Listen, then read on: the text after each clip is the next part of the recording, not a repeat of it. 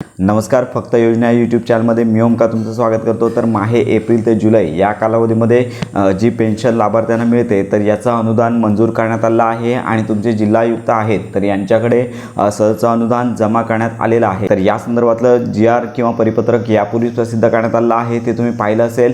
परंतु सदरची पेन्शन किंवा सदरचं अनुदान तुमच्या खात्यात कधी जमा होणार तर या संदर्भात अद्याप कोणतंही परिपत्रक किंवा तशी नोटीस प्रसिद्ध करण्यात आलेलं नाही आहे। तर तुमच्या जिल्ह्यानुसार या अनुदानाचं वितरण केलं जाणार आहे। तर लक्षात घ्या, सध्या इलेक्शन आहेत व इतर कामे देखील आहेत, त्यामुळे सदरचं अनुदान वितरण होण्यास मुदतवाढ होऊ शकते किंवा अजून विलंब होऊ शकतो।